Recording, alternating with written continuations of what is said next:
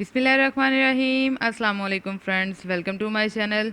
जी, तो आज आपको वीडियो के इंट्रो से ही पता चल गया होगा कि हम आज कौन सी रेसिपी बनाने वाले हैं। जी हाँ, तो आज हम बनाएंगे आलू का पुलाव।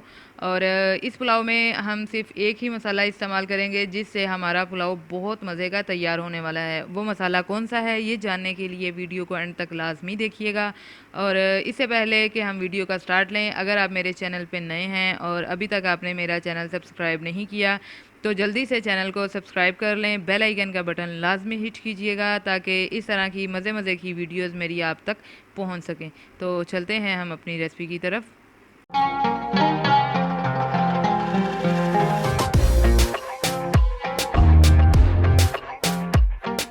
बिस्मिल्लाहिर्रहमानिर्रहीम। तो सबसे पहले हम अपने पैन में 1 कप ऑयल शामिल करेंगे। जैसे ही ऑयल हमारा गर्म होगा हम इसमें 1 अदद मीडियम साइज़ की बारीक कटी हुई प्याज शामिल कर देंगे।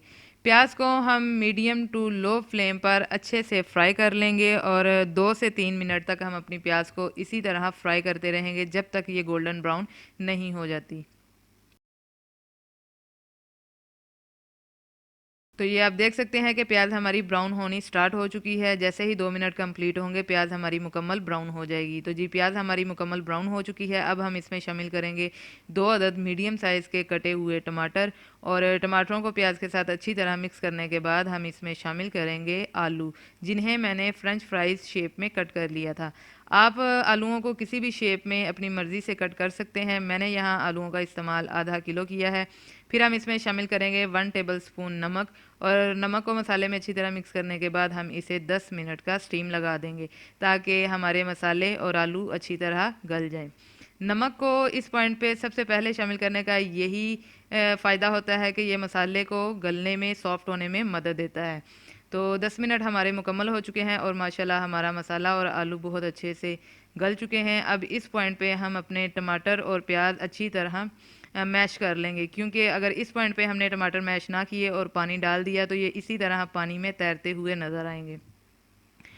तो अब ये है वो मसाला जिसकी मैं बात कर रही थी, नेशनल बम्बई बिरयानी मसाला। ये मसाला ज़्यादातर लोग सिर्फ बिरयानी में ही इस्तेमाल करते हैं, लेकिन आप यकीन जानें कि जब मैंने ये मसाला आलू के पुलाव में शामिल किया तो मुझे कुछ और डालने की ज़रूरत ना पड़ी। इसका इतना मज़े का टेस्ट आया कि मैं बता नहीं सकती।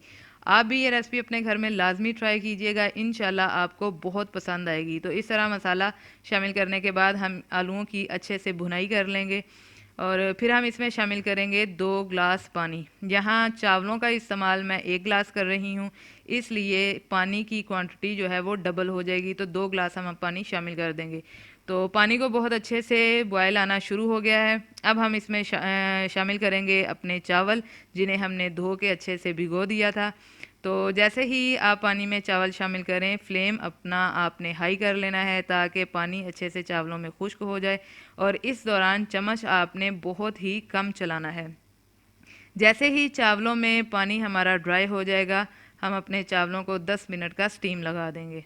तो माशाल्लाह से 10 मिनट हमारे मुकम्मल हो चुके हैं और आलू का पुलाव बिल्कुल तैयार है।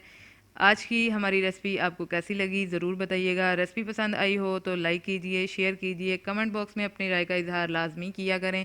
मिलते हैं इंशाल्लाह अपनी नेक्स्ट रेसिपी नेक्स्ट वीडियो के साथ। तब तक अपना बहुत सा ख्याल रखिएगा, दुआओं में याद रखिएगा। अल्लाह हाफिज़।